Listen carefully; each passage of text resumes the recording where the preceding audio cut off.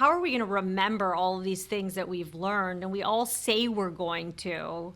It's like I try to remember what I wore on a podcast 2 weeks ago. There's no chance I'm remembering that, you know? So I'm trying to think of right now, trying to engage my children and perhaps just writing like a one pager that says like the 10 things they learned this pandemic year, just so that we I have it.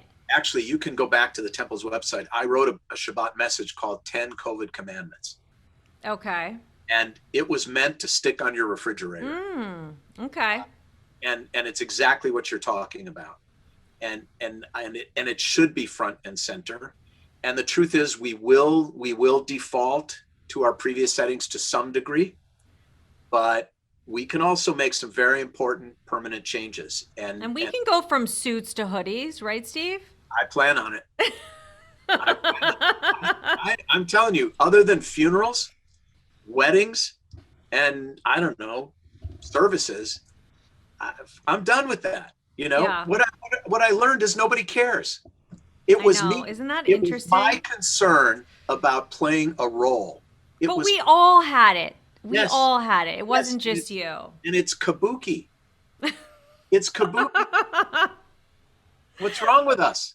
I don't know what's wrong with us, but I will say that one of the gratitude exercises that you mention in your book kind of piqued my interest. It's a little doomsday, I will say that, but it piqued my interest for a minute, is when you talk about these marbles.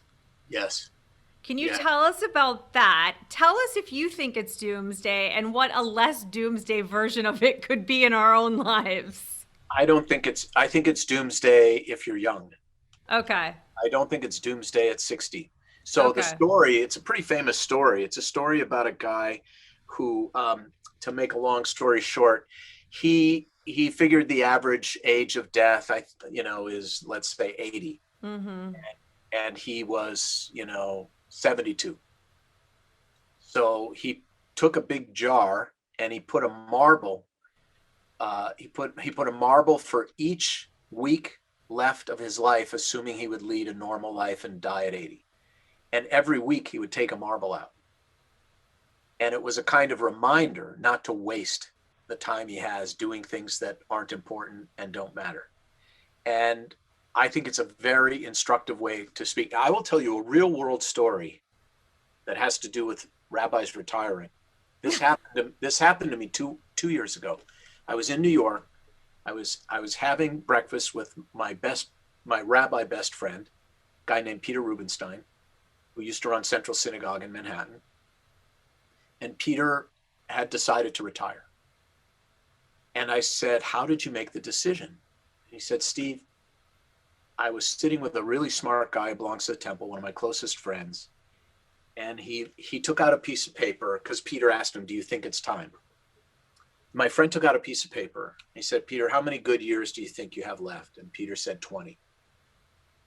So his friend, who's the businessman, took out a piece of paper and he wrote down 1 year equals 5%.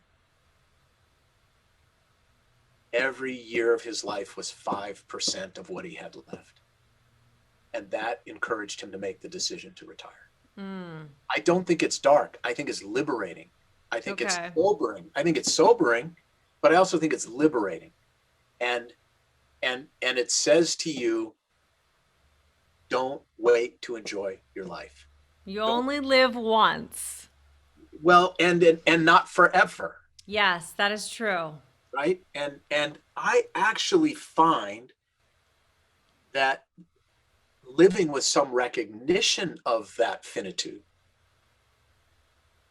I can only speak personally, it has made my life more precious, more meaningful. I'm starting to do things that if I wasn't cognizant of this reality, I'd probably just work till the day I died. Right. So you don't see it as doomsday, as sort of counting down to your death. You just I use think it as a tool to sort of put things in perspective of how much time, good time, do you have left? right, right. And go for the ride, right? Yeah. Go for the ride.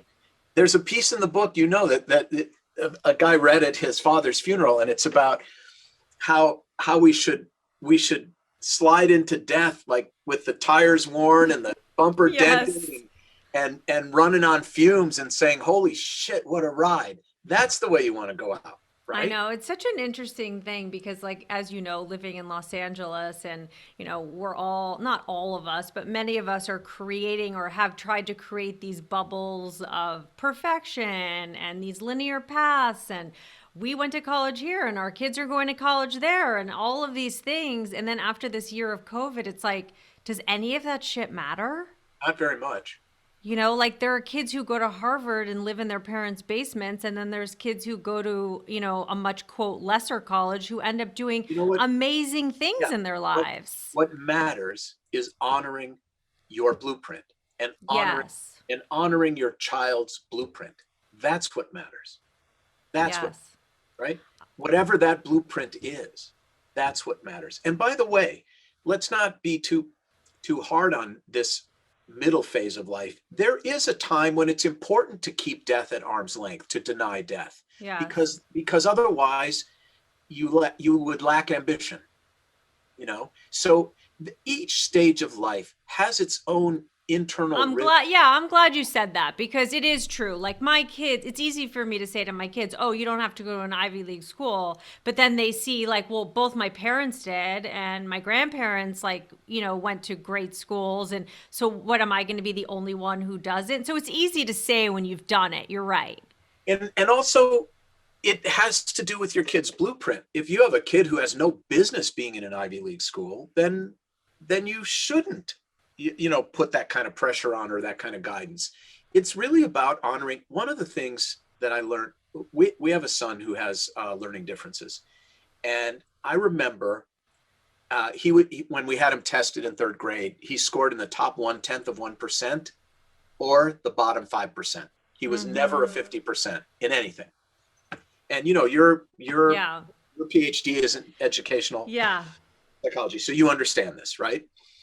And I remember talking to his therapist in frustration, like, why can't he fill in the blank, do this or do that?